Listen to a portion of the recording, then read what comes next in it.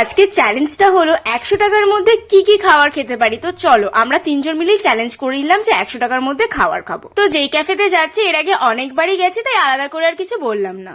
Total তো আমাদের কাছে 300 টাকা, তো 300 টাকা দিয়ে আমরা ডিসাইড করছিলাম কি কি খাওয়া যেতে পারে। আর এই শীতের মধ্যে তোমরাই বলো, চাটা তো লাগে যেখানেই যাই।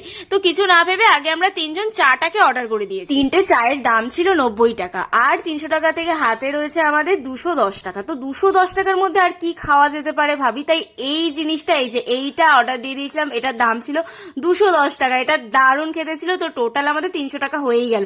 আরে দাঁড়াও দাঁড়াও, শুধু 300 টাকা, আমরা আবার একটা পাস্তা অর্ডার দিয়ে দিয়েছিলাম জানো, কারণ আমাদের পেটটাই ভরেনি। ওটা ভেবেছিলাম অনেকটা থাকবে, উমা দেখি একটুখানি, পেট ভরেনি, তো আমরা ওটা খেয়ে নিয়েছিলাম। তোমরা আরো এমন চ্যালেঞ্জ দেখতে হলে আমাকে কমেন্ট করে জানিও। তো আজকের ভিডিওটা এইটুকুই, দেখা হবে অন্য কোনো ভিডিওতে। ততক্ষণের জন্য টাটা, আর প্লিজ সাবস্ক্রাইব করে দিও চ্যানেলটা। বাই।